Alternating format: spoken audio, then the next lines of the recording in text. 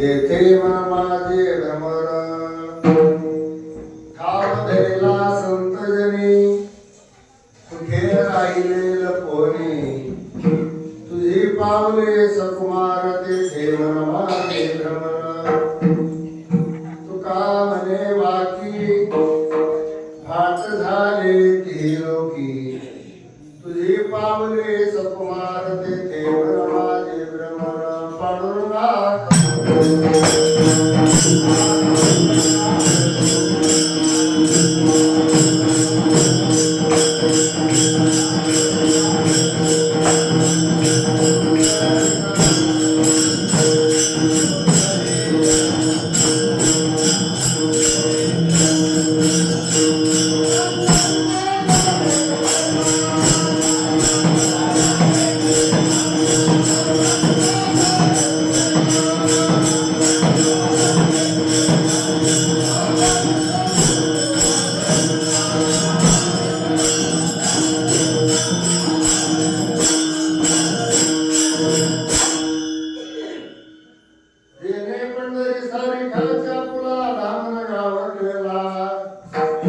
वैकुंठाधिपती विठ्ठल सखा सोयरा जोडीला जो का भक्त विरक्त भूतलवटी विख्यात बोधला या श्री संत सद्गुरु माणकोजी चरणी साष्टांगणी मातेला मस्तक हे पायावरी या वारकरी संतांच्या ओढ ज्ञानेश्वरा चरणाचरा दयाळा तुमचा गुर लागलो पावन झालो चराचरी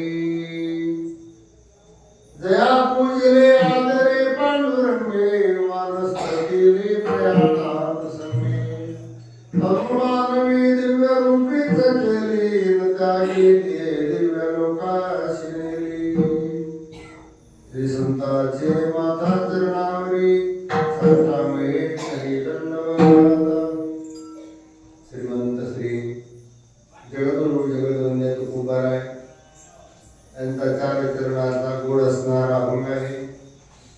या अभंगात महाराज साधना त्यांनी जीवनामध्ये भरपूर केली. साधना केल्याशिवाय साध्य भेटलं. साधना एवढी केली साध्याची प्राप्ती झाली. साध्याची म्हणजे काय? म्हणजे देवाचं दर्शन झालं, देवाची प्राप्ती झाली.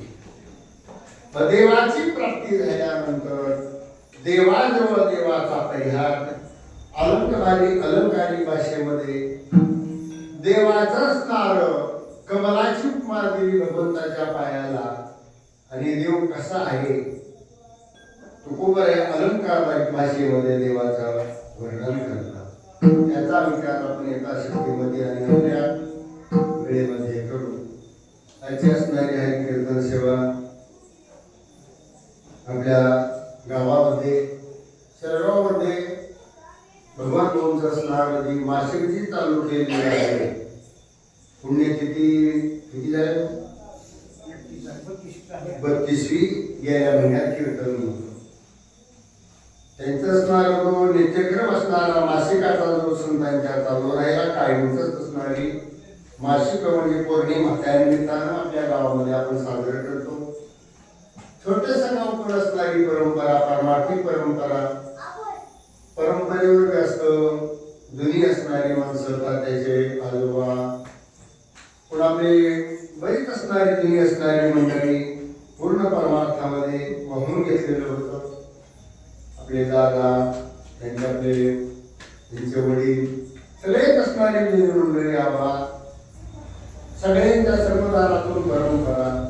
गाव छोटंसं मंदिर किती व्यवस्थित आहे तुम्हाला सांगू. पावणे कंपनी परगावचे जर आले अगोदर ही शिकून घेते. अगोदर काय दिसतो? वाड दिसते का मंदिर दिसतं?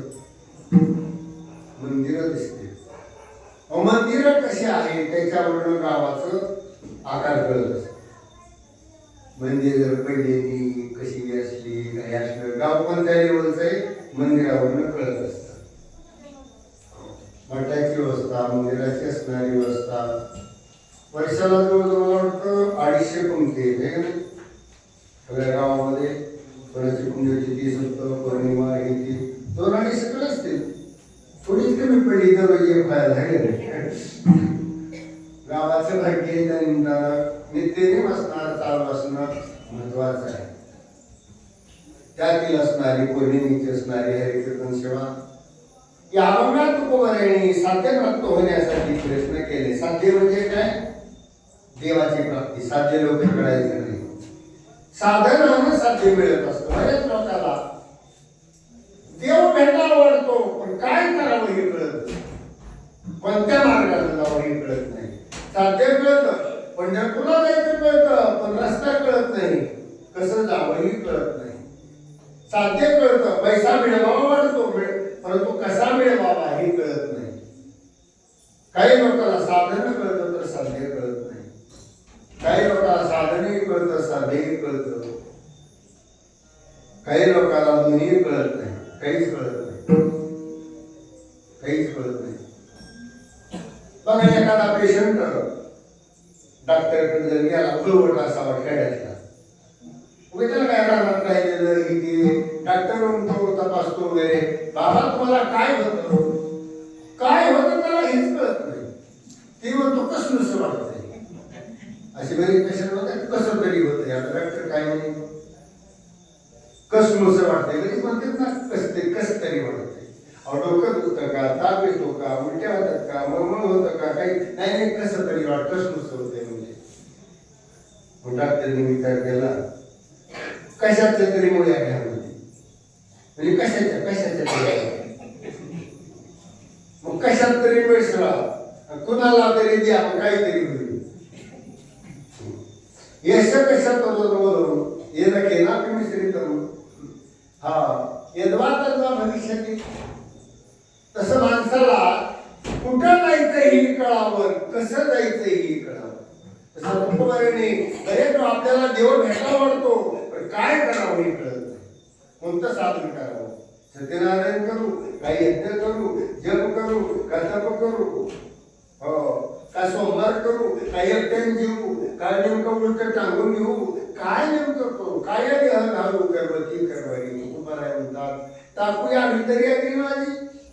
तुकोबारायला असणार देवापर्यंत जाण्याचं त्यांना साधन कळलं. देवाकडे जायचंय ना, 2 गोष्टी लागतात. आपल्याला वैराग्य येईल आणि प्रयत्न चिकाट, ह्या 2 गोष्टी माणूस सध्यापर्यंत देवापर्यंत जातो. देवाची प्राप्ती काय एवढी सहजासहजी येतो. पूर्वी पापरासला खीर नाही म्हणते बघा, पापरासली खीर आहे का कुणी येऊन खाऊन जाते. देवाची प्राप्ती निवडून म्हणतात, याची लागी हो ते गेले भोग, याची लागी हो केले नाना याग, याची लागी हो अष्टांगादी योग. देवाच्या प्राप्ती करता आम्ही मोठी मोठी असणारी साधना आतापर्यंत लोकांनी केली. आपल्याला कसं वाटतं, एक वारी केली, एक एकादशी केली, पण जरा आपण पाठ झाले की देव भेटावा, एवढं सोपं आहे. मोठ्या मोठ्याने असणार करून घेतलं तरी देव एवढा सोपा नाही. तुकोबाराय म्हणतात काही ठिकाणी देवाची प्राप्ती किती अवघड आहे. सोन्याचे पर्वत पर्वती माझा,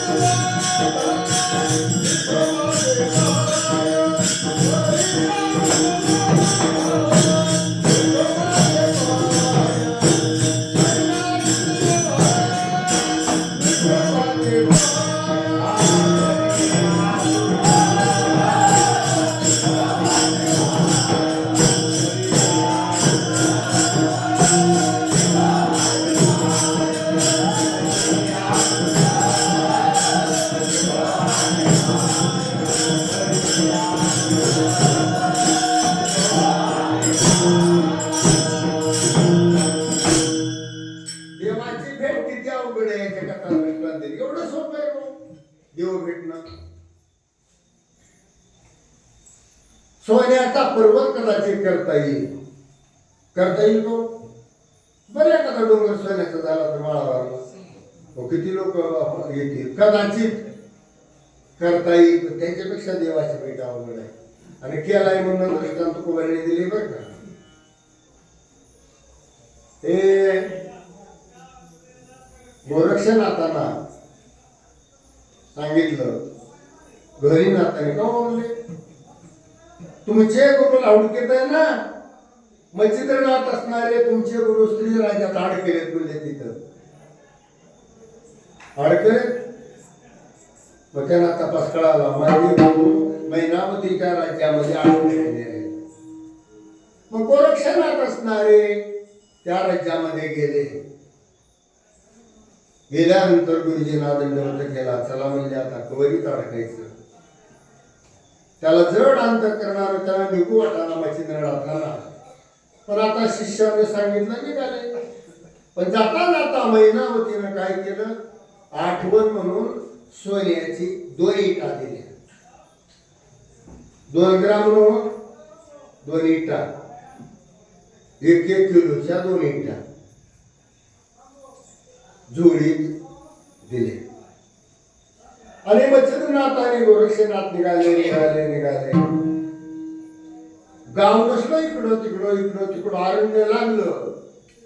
मच्छिंद्रनाथांनी विचारलं गोरक्षा इथं काय भीती आहे का या रोडला काही डर आहे का या. गोरक्षनाथ म्हणे बसायला कशाची भीती म्हणजे त्याला माहितीच नाही एकदम जोडी. थोडं पुढं गेलं विचारायचं इथं काही भीती आहे का. गोरक्षनाथाला वाटलं गुरुजी भीती आहे का कशाला म्हणायला लागली आपण तर बसावी. मग असणारे मच्छिंद्रनाथांनी सांगितलं गोरक्षनाथा मला जरा लढवी लागेल. ही तो पिशवी की जुळी दिली शिष्याजवळ. हे लढवीला गेले जुडी जड लागली. बघितलं तर 2 सोन्याच्या इटा. म्हणून तर गुरुजी म्हणतात मला भीती आहे का वारकऱ्याला कसली भीती. चोराला तरी काय घेईल अष्टगंध गुपिचंद बुका माळ्याची काय. पूर्वीचा बरं का हाताच्या वारकऱ्याचं नाही हाताच्या महाराजाचं नाही. आणि त्याने काय केलं गोरक्षनाथाने 2 त्या सोन्याच्या इटा घेतल्या तिथं टाकून दिल्या आणि 2 दगड त्याच्यात भरली. वजाला म्हणजे जागेवर चालले. अजून गुरुजी जवळ जुळी गेली. अजून विचारलं पुढे डोंगरात गेल्यानंतर म्हणले गोरक्षा इथं काय भीती आहे का. त्यांनी सांगितलं महाराज भीती मागत गेली म्हणजे इथं काय भीती नाही. जेवायला बसले बघितलं तर इटाच नाही दगड. रडायला लागले माझ्या एवढ्या सोन्याच्या इटा होत्या. रडायला लागले. नाटक केलं बरं का. रडायला लागले. त्यांनी सांगितलं गुरु महाराज रडू नका मला सोनं पाहिजे का. हा चला म्हणे डोंगरावर गेले आणि डोंगराला स्पर्श केल्याबरोबर सगळा डोंगर सोन्याचा झाला. त्याला शिष्याची परीक्षा घ्यायची होती बरं का शिष्य कसा आहे.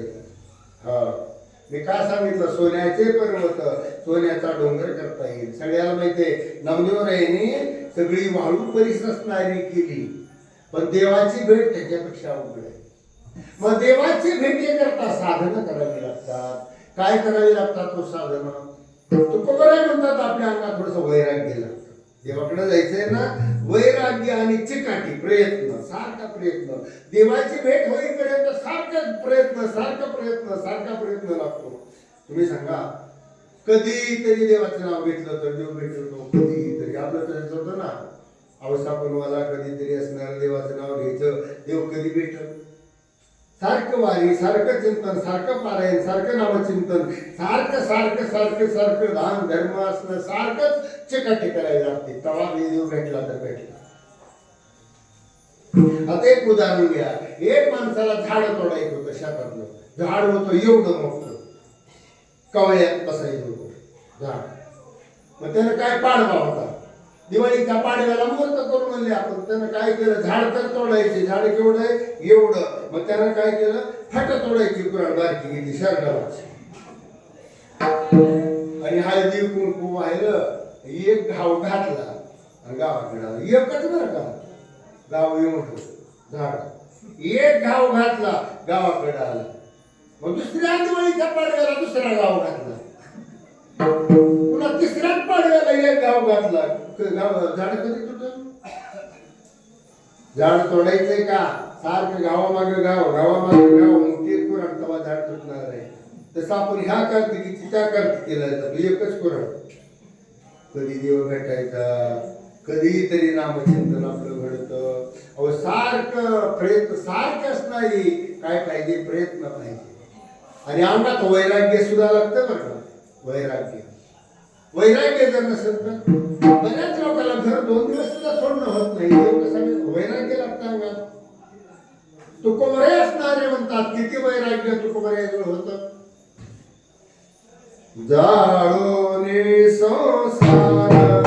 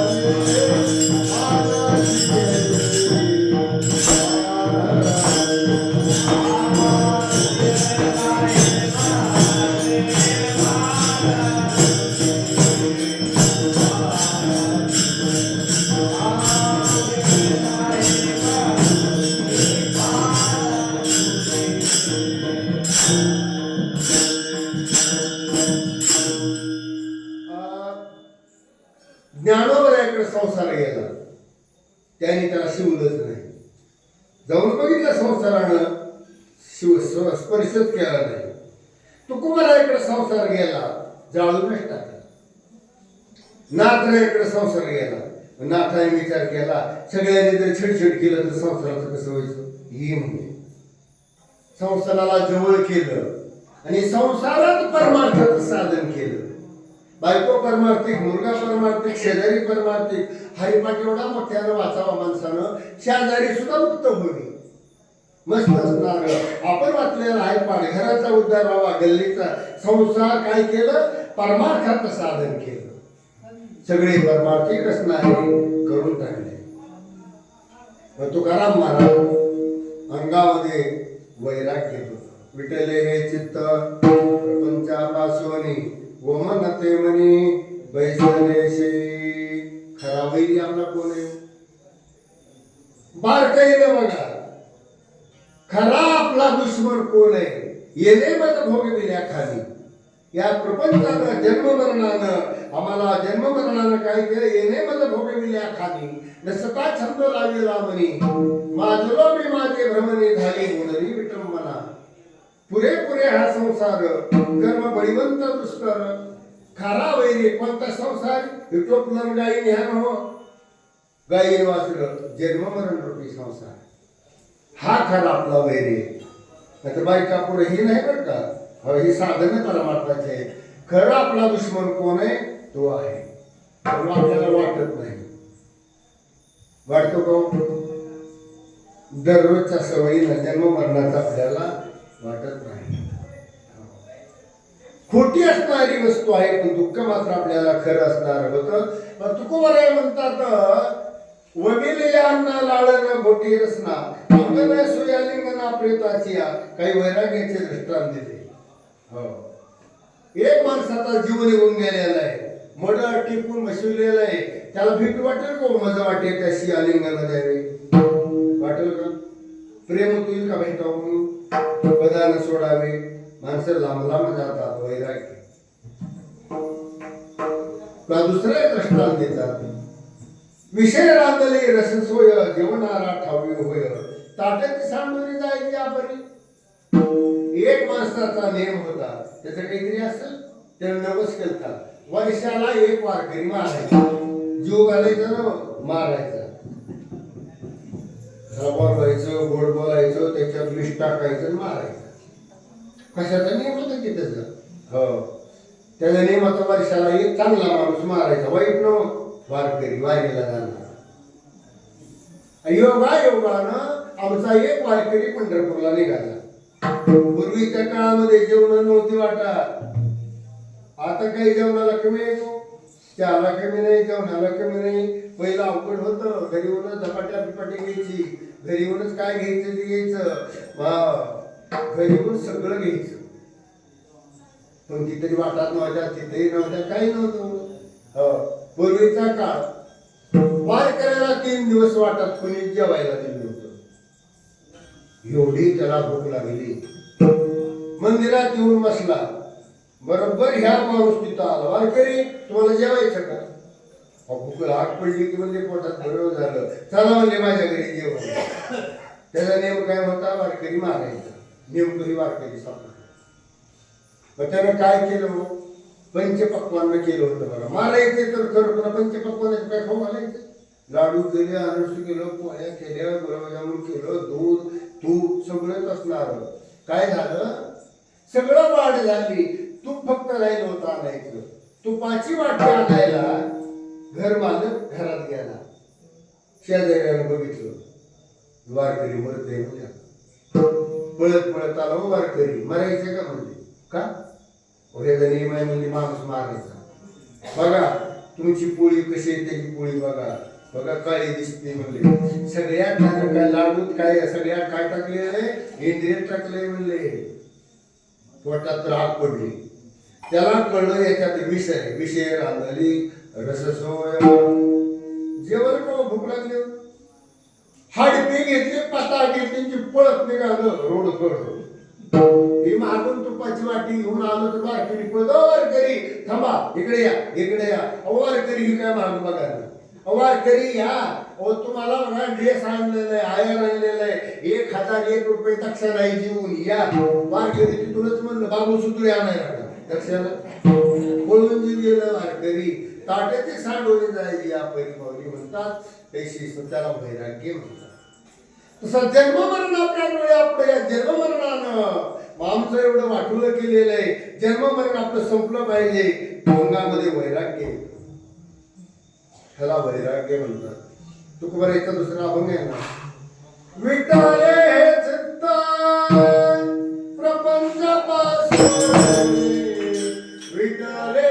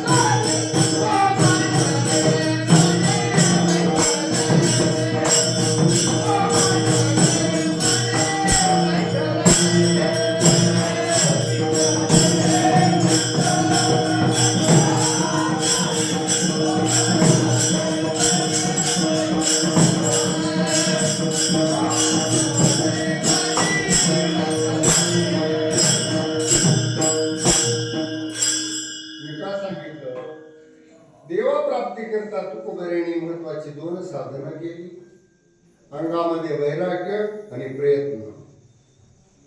आणि तुकोबरायांना सध्याची प्राप्ती झाली म्हणजे देवाची प्राप्ती झाली. देवाची प्राप्ती झाल्यानंतर तुकोबऱ्या देवाचं वर्णन करतात वेगळ्या पद्धतीनं. बघा, प्रेम असं तर सहज असं की नाव घेतं का माणूस?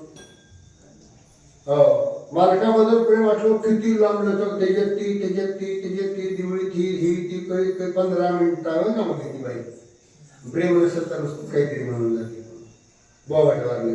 तसं तुकोबऱ्यांनी वेगळ्या पद्धतीनं रूपक केलं.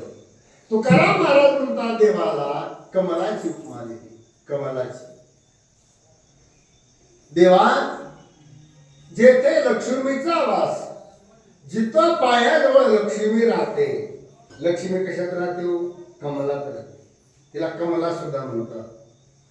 गंगा आली पापानाश, जिथून गंगेची उत्पत्ती झाली. गंगा कुठून निघाली? चरणी गंगा जन्म दिली. भगवंताच्या पायापासून गंगेची उत्पत्ती आहे. म्हणजे जिथून लक्ष्मी कायमची राहते, जिथून गंगा असणारी उगम पावलेली आहे. लक्ष्मीचा वास, तिथं लक्ष्मी वासवर का कायमची राहते, तिथून हलत नाही. आता आपल्या घरी लक्ष्म्या झाल्या, यावर्षी अष्टमीला आल्या, नवमीला जेवल्या, दशमीला काही त्या कोणाच्या घरी गेल्या. राहत नाही आपल्या घरी, पण तिथं लक्ष्मी राहते. कारण का? तो लक्ष्मीचा पती आहे, नाव तो पुत्र आहे.